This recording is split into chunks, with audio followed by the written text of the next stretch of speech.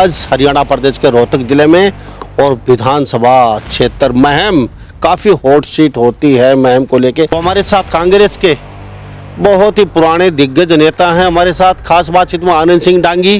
और अब की बार इनके पुत्र कहीं न कहीं कांग्रेस से यहाँ से प्रत्याशी के तौर पर देखे जा रहे हैं। क्रांतिकारी भूमि है महम, 24 चबूतरा ऐतिहासिक चबूतरा है यहाँ से, और यहाँ से एक बिगुल फूका जाता है और उसके बाद कहीं न कहीं क्रांति आ जाती है। तो अब की बार की क्रांति किस कदर देख रहे हो आप, क्योंकि रास्ते इतने आसान नहीं हैं। मैं समझता हूँ कि हमने जिस प्रकार से अपने हल्के को हर तरह से अपने टाइम में चहुमुखी विकास दे करके हर तरह की सुख सुविधाओं के साथ, चाहे वो एजुकेशन की बात है, चाहे पानी की बात है। विकास की बातचीत करें डांगी साहब, तो चहुमुखी विकास ऐसा क्या, आप 2-3 बार यहाँ से विधायक रहे हैं, ऐसा क्या चहुमुखी विकास किया आपने? क्या आप अकेले ऐसे ही प्रत्याशी थे महम से कि खाली आपने ही यहाँ काम करवाया, उसके बाद लोग तरसते मूलभूत सुविधा से वंचित हैं? क्या वास्तव में ऐसा ही कहना चाह रहे हैं आप? यस, जो कुछ हुआ है हमारे टाइम में और हमने किरा करवाया है।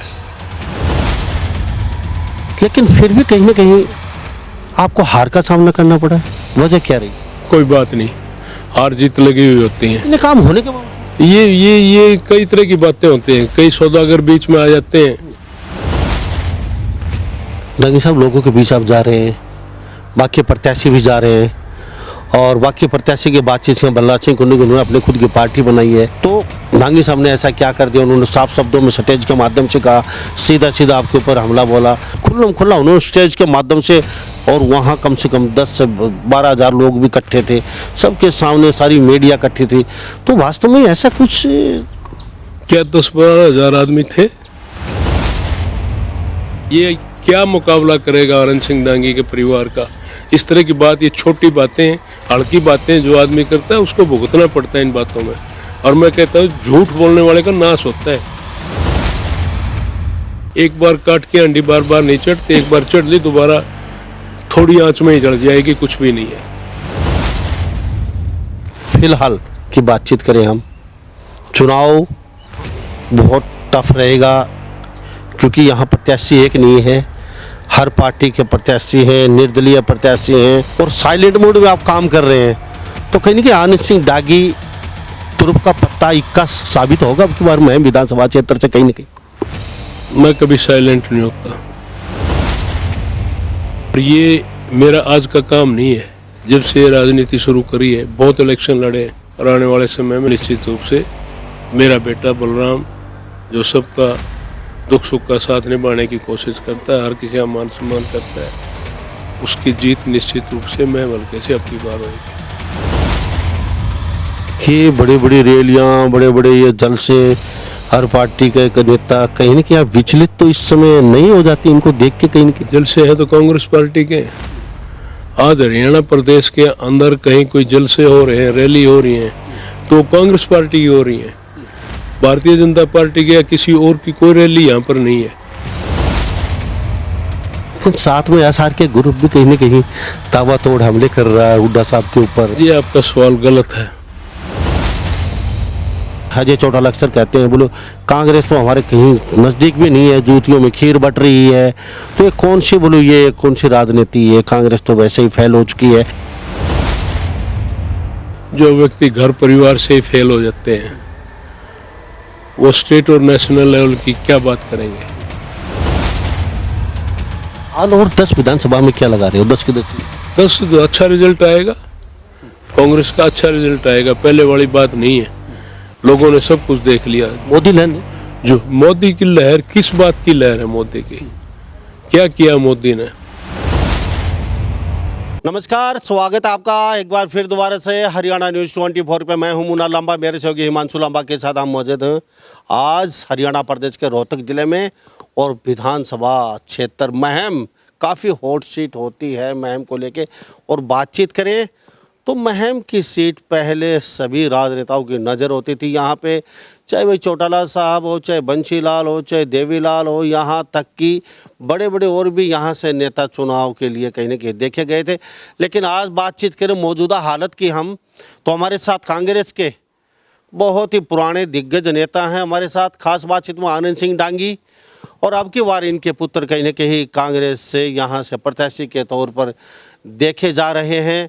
और आनंद सिंह डांगी ने पीछे एक रैली की थी, उसमें इन्होंने साफ संदेश दे दिया था लोगों के बीच में, और लोगों ने समर्थन दिया था हाथ खड़े करके कि आप लोग खुश हैं अगर मैं आनंद सिंह डांगी के जो पुत्र हैं इनको अगर मैं मैदान में उतारता हूं, तो सभी लोगों ने समर्थन दे भी दिया था। तो कई विषयों पे आप बातचीत करेंगे, क्योंकि मौजूदा हालत इतनी आसान नहीं है चुनाव जीतना, क्योंकि और भी प्रत्याशी कहीं न कहीं सशक्त भूमिका में हैं और पुरजोर कोशिश कर रहे हैं कि यहाँ से हम भी बम्पर वोटों से जीते। तो कई विषयों पर बातचीत करेंगे आज आनंद सिंह डांगी जी से, क्योंकि संन्यास तो नहीं लिया लेकिन फ़िलहाल इन्होंने अपने बेटे को चुनाव के लिए आगे किया है और लोगों का समर्थन मिला है पूरी जनसभा के अंदर। सर, आपका बहुत बहुत स्वागत है हरियाणा न्यूज़ 24 पे। आपका स्वागत और धन्यवाद। डांगी साहब, फिलहाल मौजूदा हालत की हम बातचीत करें, हरियाणा प्रदेश में या महम विधानसभा क्षेत्र के लेते हैं, क्रांतिकारी भूमि है, महम 24 चबूतरा ऐतिहासिक चबूतरा है यहाँ से, और यहाँ से एक बिगुल फूका जाता है और उसके बाद कहीं कि क्रांति आ जाती है। तो अब की बार की क्रांति किस कदर देख रहे हो आप, क्योंकि रास्ते इतने आसान नहीं हैं फिलहाल चुनाव किसी का भी जीतना, क्योंकि जितने कठिन रास्ते हर विधानसभा क्षेत्र में देखे जा रहे हैं उसी तरीके से आज यहाँ भी बहुत कठिन रास्ता है और आप गांव-गांव जा रहे हैं। और फिलहाल जो मौजूदा हालत है, लोकसभा चुनाव बिल्कुल नज़दीक के सिर पे, तो किस कदर देखते हैं इस चुनाव को लेकर आप? देखिए, काम कोई भी होता है वो आसान नहीं होता, मेहनत करनी पड़ती है, परिश्रम करना पड़ता है, संपर्क करना पड़ता है, और उसके हिसाब से जिस प्रकार का जिसका जीवन होता है, जिसकी जैसी भावना होती है, उसके अनुसार लोगों का साथ समर्थन होता है। मैं समझता हूँ कि हमने जिस प्रकार से अपने हलके को हर तरह से अपने टाइम में चहुमुखी विकास दे करके हर तरह की सुख सुविधाओं के साथ, चाहे वो एजुकेशन की बात है, चाहे पानी की बात है। चहुमुखी विकास की बातचीत करें डांगी साहब, तो चहुमुखी विकास ऐसा क्या, आप 2-3 बार यहाँ से विधायक रहे हैं, ऐसा क्या चहुमुखी विकास किया आपने, तो आपसे जानना चाहेंगे पहले हम, क्योंकि हर बार आप बातचीत करते हैं चहुमुखी विकास की। क्या उसके बाद यहाँ चहुमुखी विकास हुआ नहीं महम में आपके जाने के बाद? क्या आप अकेले ऐसे ही प्रत्याशी थे महम से कि खाली आपने ही यहाँ काम करवाया, उसके बाद लोग तरसते मूलभूत सुविधा से वंचित हैं? क्या वास्तव में ऐसा ही कहना चाह रहे हैं आप? यस, आपने ऐसे क्या? इसमें कोई शक की बात नहीं है। आज 9 साल 10 साल होने को हैं, दूसरी सरकार यहाँ पर है। इस 10 साल में चाहे कोई भी है, चाहे यहाँ का विधायक है, चाहे विधायक का इलेक्शन किसी ने लड़ा है, रूलिंग पार्टी है, 9 साल में 10 साल में एक स्कूल का कमरा भी नहीं बना है। एक पानी, लोगों की जो मूल सुविधा होती है पीने के पानी की, एक वाटर वर्क्स तो दूर की बात है, एक बूस्टर भी नहीं बना है। कोई स्कूल अपग्रेड नहीं हुआ, कोई नया किसी तरह की कोई संस्था खड़ी नहीं करी गई। जो कुछ हुआ है हमारे टाइम में हुआ और हमने करा करवाया है, इसमें कोई दो राय की बात नहीं है। इस बात के लिए आपने ऐसा क्या 2-3 बार आप यहाँ से विधायक रहे हैं, आपने ऐसा क्या करवाया, कुछ बताना चाहेंगे लोगों को ताकि पता चल सके भाई डांगी साहब ने ये चीज़ें करवा दी 2 दर्जन 3 दर्जन, उसके बाद ऐसा कोई काम ही नहीं हुआ यहाँ पे? बिल्कुल बिल्कुल। पहली बात तो है, आज के ज़माने में रोज़गार सबसे ज़रूरी चीज़ है। हमने दिल खोल करके अपने लोगों को रोज़गार दिया है और लगातार दिया है। आज कोई भी सरकारी नौकरी इस महम हलके के अंदर नहीं है। हमने हज़ारों सैकड़ों बच्चों को रोज़गार दिया। इसके साथ जो मूलभूत सुविधा होती है, शिक्षा सबसे ज़रूरी है। शिक्षा के माध्यम से ही आगे बढ़ा जा सकता है। आज के ज़माने में हमने अपने हलके के अंदर 3 कॉलेज बनाए। कौन से कॉलेज? महम का कॉलेज है, कांग्रेस राज में बना था, लेकिन मेरे से पहले वो बना था अरसुरपुरा जी के उसमें। लेकिन उसमें जो भी कमियां थी सारे, चाहे लाइब्रेरी की बात है, ऑडिटोरियम की बात है, और अलग से सारा सेटअप जिस प्रकार की डिमांड आई वो करने की बात है, वो सारा किया। मोखरा में हमने गर्ल्स स्कूल बनाया, गर्ल्स कॉलेज बनाया। लाखन माजरा में हमने गर्ल्स कॉलेज बनाया। आज महम हल्के के अंदर, एक छोटे हल्के के अंदर 3 कॉलेज हैं जो 15 किलोमीटर से ज़्यादा कहीं किसी को नहीं चलना पड़ता। 15 किलोमीटर चलने के बाद दूसरा कॉलेज आ जाता है। इसी प्रकार से आज टेक्निकल युग है। ITI 3 ITI हमने बनाई। महम की ITI जिसमें 46 ट्रेड हमने दिए हैं। कोई भी बच्चा काम सीख करके अपनी रोटी रोजी कमा सकता है। 6 महीने से लेकर 3 साल तक की उसमें ट्रेनिंग है अलग अलग ट्रेड्स की। उसमें अगर कोई बच्चा ठीक ढंग से अपने सीख करके काम करना चाहे तो वो खूब अच्छी तरह से कर सकता है। 3 ITI कौन सी? मदीना ITI, फरमाना ITI और महम ITI 3 ITI हैं। पॉलिटेक्निक कॉलेज हमने जो है ना महम में बनाया है। मॉडल स्कूल महम में हमने बनाया है। एजुकेशन के हर स्कूल को, लगभग हर स्कूल को, जहाँ रिक्वायरमेंट के हिसाब से भी आगे बढ़ करके हमने हर गांव के स्कूल अपग्रेड किए हैं। वो +2 के लड़कियों के हों चाहे लड़कों के, एक एक गांव में, बड़े गांव में दोनों स्कूल हैं, छोटे गांव उनमें एक स्कूल, जो रिक्वायरमेंट के हिसाब से भी हर तरह से आगे है। आज कोई भी स्कूल की डिमांड मेरे महम हल्के के अंदर नहीं है। ये है एजुकेशन की बात। और दूसरा इंफ्रास्ट्रक्चर जितना भी है सारा का सारा, जैसे रेलवे लाइन की बात आती है, ये देन दीपेंद्र सिंह हुड्डा की है। दीपेंद्र हुड्डा ने रेलवे लाइन महम हसी, जो रेलवे लाइन 70 किलोमीटर की रेलवे लाइन है, ये भूपेंद्र सिंह हुड्डा ने मंजूर इसको करवाया और इसका बजट सैंक्शन करवाया। इसकी फाउंडेशन दीपेंद्र हुड्डा ने करवाई। और नेशनल हाईवे जो हैं सारे के सारे, चारों तरफ की सड़कें, लखन माजरा का रेलवे स्टेशन जो किसी तरह से भी बनने वाली बात नहीं थी, अपने फंड से पैसे दे करके लोगों के साथ सहयोग से जो है ना रेलवे स्टेशन बनवाया। यानी कि इस प्रकार से सड़कों की बात है चारों तरफ। जो महम का इंफ्रास्ट्रक्चर है शायद आपको कहीं नहीं मिलेगा, क्योंकि हर गांव की, जैसे मेरा गांव है, इसके चारों तरफ जितने गांव हैं सब गांवों में सड़क जाती हैं। अगला गांव भरान है, भरान से चारों तरफ सड़कें जाती हैं। यानी कि हर गांव में दूसरे गांव में जाना पड़ता है तो कहीं दूसरे गांव से घूम करके नहीं, सीधा आदमी अपने डेस्टिनेशन पर पहुंच जाता है। तो इस तरह का सारा सब कुछ बढ़िया ढंग से हमने अपने इलाके को पूरे डेवलपमेंट दी और आज सारा हल्का जो है ना उस हिसाब से है। हमारे साथ आनंद सिंह डांगी खास बातचीत में मौजूद हैं और ये साफ तौर पे दावा कह रहे हैं, जो भी मूलभूत सुविधाएं, सड़कों का जाल, यहाँ तक के 70 किलोमीटर जो अभी ट्रेन हांसी से महम की, वो भी हुड्डा के राज में सैंक्शन हुआ था, बजट भी सैंक्शन हुआ था। और इसके साथ दावा कर रहे हैं कि जो भी ये विकास कार्यों की जड़ी लगी थी महम के अंदर, वो आनंद सिंह डांगी और कांग्रेस के राज में ही सब कुछ संभव हो पाया था। आप इससे कितना सहमत हैं? अपनी राय जरूर दीजिए, क्योंकि आनंद सिंह डांगी कहते हैं कि ये सारा जो उसके बाद लगातार 9 साल से ज़्यादा का समय बीत चुका, 10 साल होने वाले हैं, कहते हैं कि यहाँ कंक्रीट नहीं लगा, कोई स्कूल अपडेट नहीं हुआ, कोई यहाँ ऐसा विकास कार्य नहीं हुआ, पानी का हाल बेहाल है, सड़कों का, हॉस्पिटल का, कहते उसके बाद कुछ नहीं हुआ। आप इस बात से भी कितना सहमत हैं? क्या वास्तव में आनंद सिंह डांगी ने अपने यहाँ कांग्रेस के तौर पर नुमाइंदे रहते चौधरी भूपेंद्र सिंह हुड्डा कांग्रेस के साथ मिलके इन्होंने वास्तव में इतना विकास कार्य किया है, या फिर कहीं ये हवाई बातें? ये भी आप पे छोड़ते हैं, अपनी कमेंट में राय अपनी जरूर दे दीजिए। चलिए मान लेते हैं आपने सारे विकास कार्य किए, मान लेने की बात नहीं, ये हकीकत है।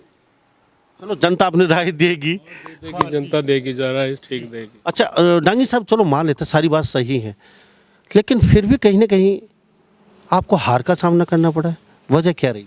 कोई बात नहीं, हार जीत लगी हुई होती हैं। इतने काम होने के बावजूद ये कई तरह की बातें होती हैं। कई सौदागर बीच में आ जाते हैं, लोगों के सोच और सपने बहुत छोटे होते हैं, वो कहीं ना कहीं बहक जाते हैं। उस बहक की वजह से सारा सब कुछ हुआ। वरना आज अब आगे देख लेना, इलेक्शन आएगा, आपको पता लग जाएगा कौन इलेक्शन जीतता है, कौन हारता है, कैसे क्या होगा, सारी बात सामने आ जाएंगी। आज हर आदमी पश्चाताप में इस बात में कि जो फैसला पीछे हुआ वो इस इलाके के लिए गलत हुआ, और इस फैसले को अगले आने वाले समय में बढ़िया ढंग से एक अच्छा फैसला जनता देगी।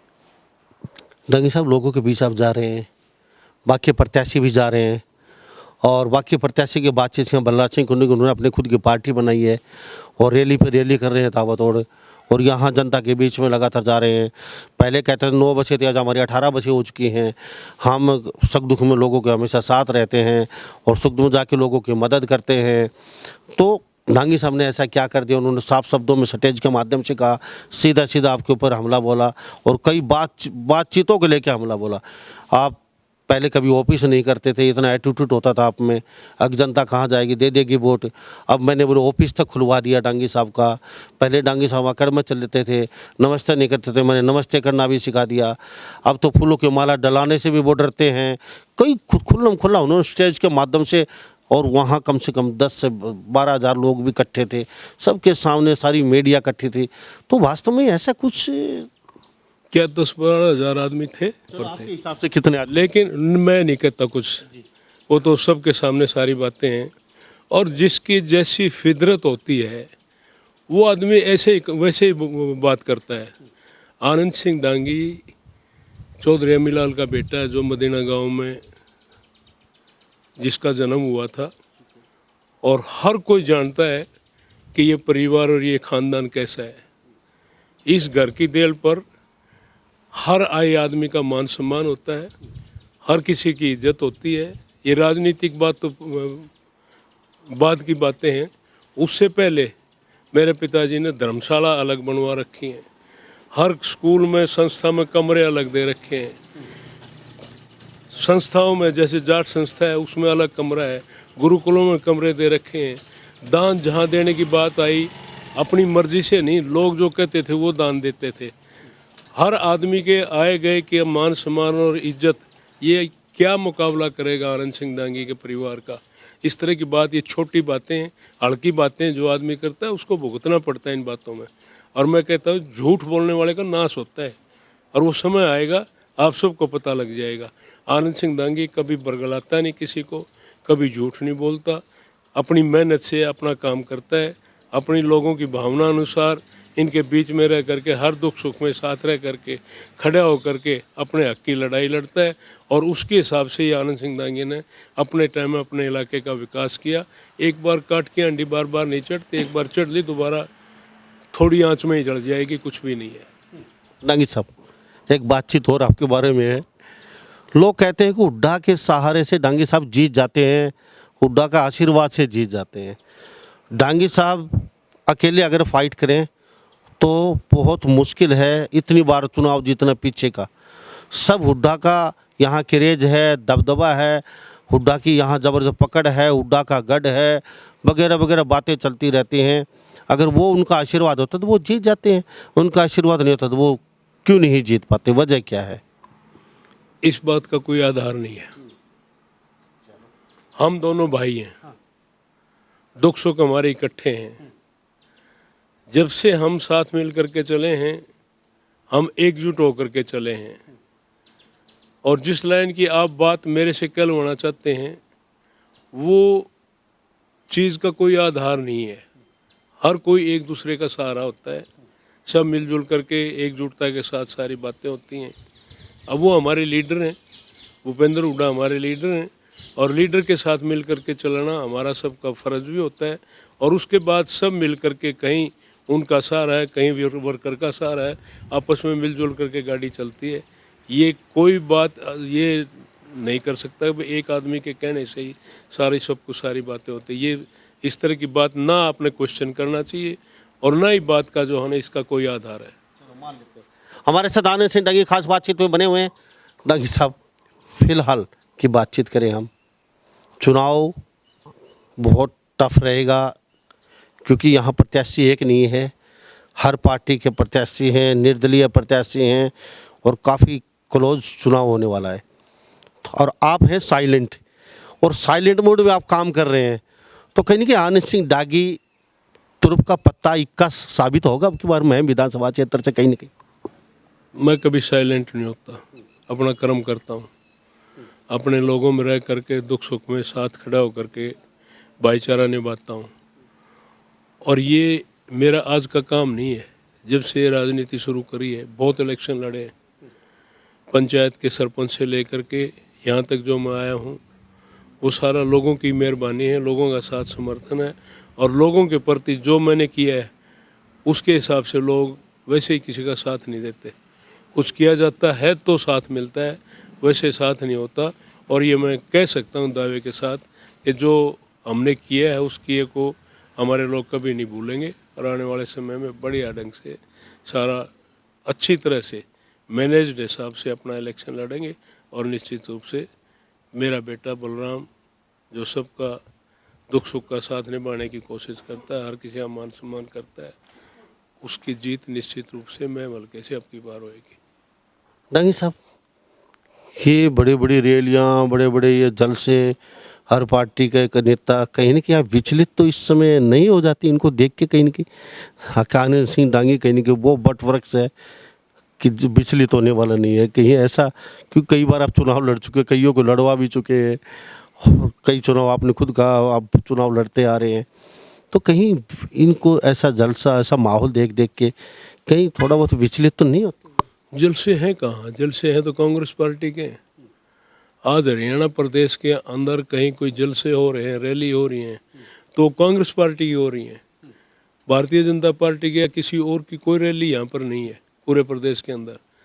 कभी किसी बात के ऊपर, कभी किसी चीज़ को लेकर के, जैसे आज जन आक्रोश रैलियाँ चल रही हैं हरियाणा प्रदेश के अंदर भूपेंद्र सिंह हुड्डा की रहनुमाई में, जहाँ पर जबरदस्त भीड़ उमड़ करके आती है। ये होती बात। और आप कहने लग रहे रैलियां देख करके, आपके महम के अंदर की बात कर रहा हूँ जो नेता कर रहे हैं फिलहाल। मैं में एक जलसा हुआ था वो होकर के चला गया। जैसे अदर पार्टी वाले भी कर रहे हैं, जैसे आपके जो विपक्ष, जो आपके कंपटीटर चुनाव लड़ रहे हैं वो रैलियां कर रहे हैं, तो उससे कहीं ना कहीं आपको ऐसा नहीं लगता?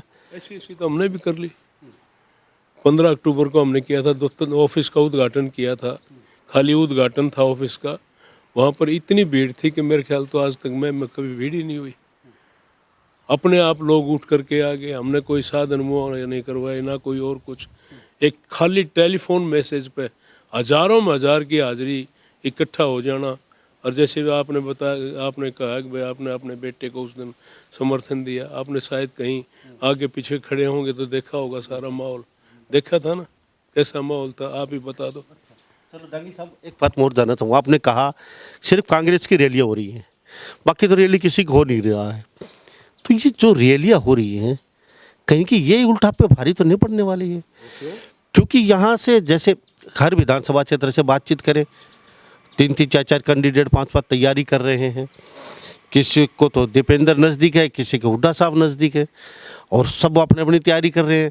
और तैयारी कर रहे हैं तो पैसा भी लग रहा है तैयारी में उन लोगों का, और टिकट एक को मिलनी है, तो वो 80 पार वाली बीजेपी की कहीं उन पर उल्टा पड़ गया था, तो कहीं आप पे उल्टा तो नहीं पड़ने वाला है, क्योंकि टिकट एक को मिलेगी, 4 लोग वहाँ से भगदड़ मचाएंगे और आपके कहीं का वोट बैंक को कहीं की सेंध लगाएंगे और दूसरा कैंडिडेट आराम से जीत जाएगा। ऐसा तो माहौल आने वाले समय में नहीं देखने को। ये प्रजातंत्र है, हर आदमी का हक और अधिकार है इलेक्शन लड़ने का भी और अपना हक मानने का भी। लेकिन ये एक लिमिटेड चीज़ है। 90 सीट है, 90 लोगों को टिकट पार्टी का मिलेगा, 90 चुनाव लड़ेंगे।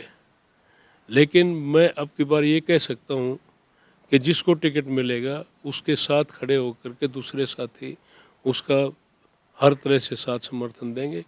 और निश्चित रूप से कांग्रेस पार्टी अब की बार इलेक्शन में जीत के हरियाणा प्रदेश के अंदर चौधरी भूपेंद्र सिंह हुड्डा की रहनुमाई में सरकार बनेगी, निश्चित रूप से बनेगी।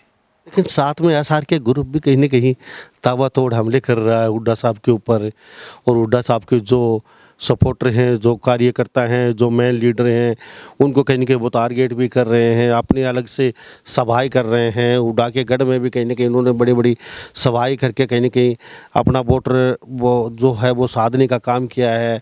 तो कहीं ना कहीं पीछे देखा बावरिया साहब ने एक लेटर जारी किया कि हुड्डा साहब के जो रैलियां हैं, हुड्डा साहब के जो यात्रा है उसमें शामिल हो कांग्रेस कार्यकर्ता। एसआर के ग्रुप कोई हमारे कोई ऊपर से गाइडलाइन नहीं है, उनके साथ कोई नहीं जाए। दोबारा से फिर लेटर जारी होता है, नहीं वो यात्रा भी कांग्रेस की, उसमें भी चले जाइए। तो ये सब क्या चल रहा है कांग्रेस?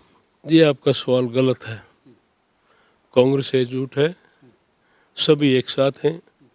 ना चौधरी भूपेंद्र सिंह हुड्डा ने आज तक किसी के बारे में कुछ कहा, और ना ही आप SRK की जो बात कर रहे हैं, हमारे पार्टी की जो बात है, उन्होंने कभी भूपेंद्र सिंह हुड्डा के खिलाफ कोई बात कही है?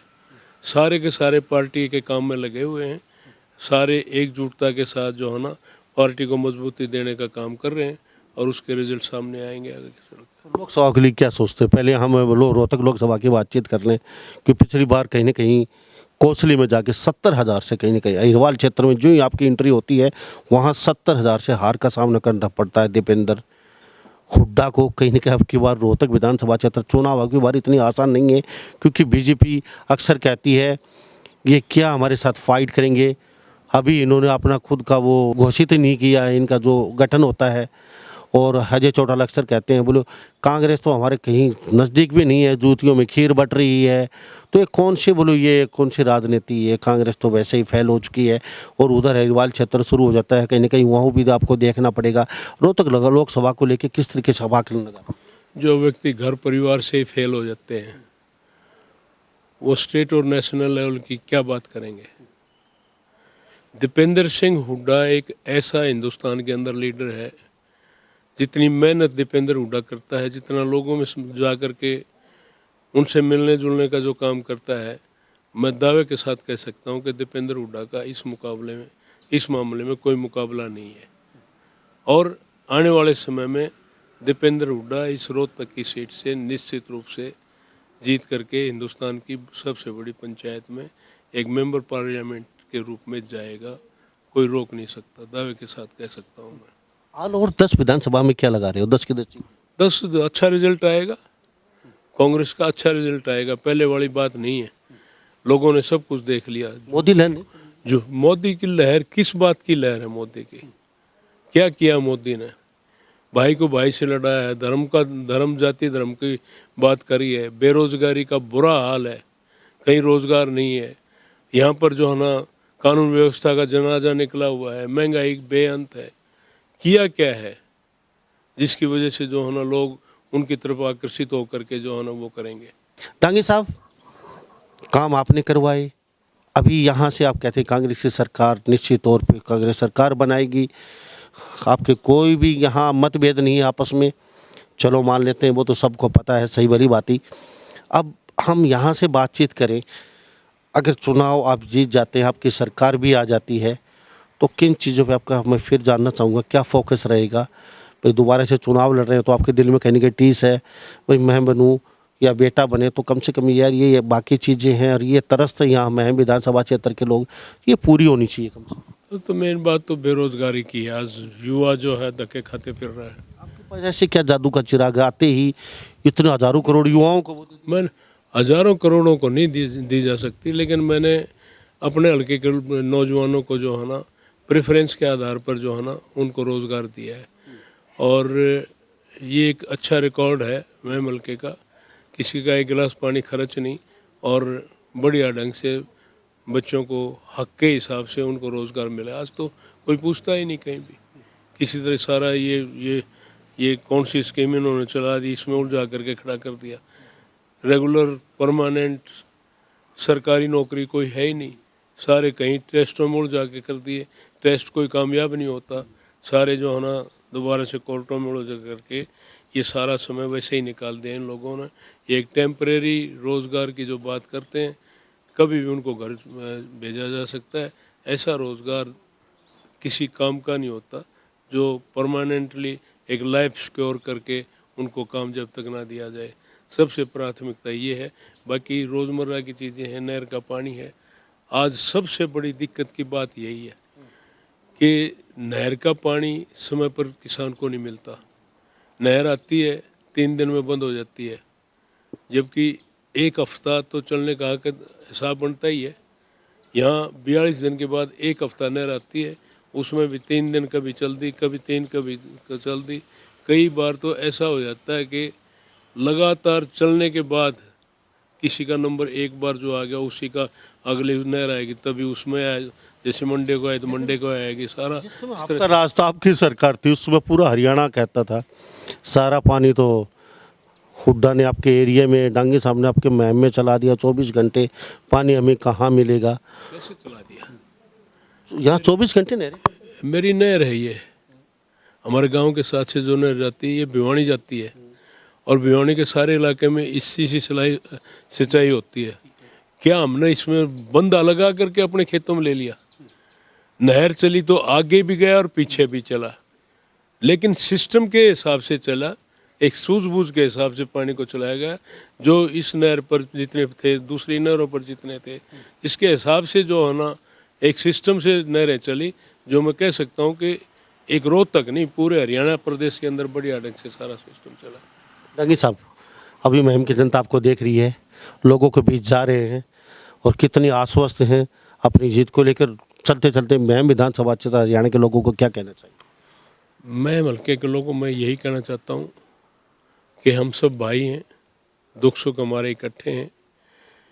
ये जो चुनाव आएगा, पहले पार्लियामेंट आएगा, विधानसभा का आएगा, हम आपस में मिलजुल करके खेल की भावना से खेलें। ये खेल है, खेल निश्चित डेट पर होकर के ख़त्म हो जाएगा। हम सब मिलजुल करके रहेंगे, अच्छा समाज बना करके रहेंगे। किसी प्रकार से भी ऐसा कोई काम हम ना करें जिससे हमारे भाईचारे में किसी प्रकार की कमी आए। हम सब मिलजुल करके एक अच्छा भाईचारा बनाते हुए इस खेल को आने वाले समय में खेलेंगे और अपने इलाके के विकास के लिए, तरक्की के, उन्नति के लिए, बच्चों के भविष्य के लिए हर प्रकार से एक सुनियोजित ढंग से काम करके अपने इलाके को आगे ले जाएंगे। बहुत बहुत धन्यवाद बातचीत के लिए। धन्यवाद। तो हमारे साथ आनंद सिंह डांगी खास बातचीत बने होते और ये राजनीति के चाणक्य कहे जाते हैं। और अब की बार इनके पुत्र बलराम सिंह डांगी महम विधानसभा क्षेत्र से कहीं ना कहीं चुनाव लड़ रहे हैं कांग्रेस के टिकट से। तो जीत को लेकर मैं फिर बताता हूँ, आनंद सिंह डांगी बिल्कुल आश्वस्त हैं और कहते हैं जब परिणाम आएंगे, जब अपने आप पता चलेगा कि हम कितनी बम्पर जीत लेके आते हैं।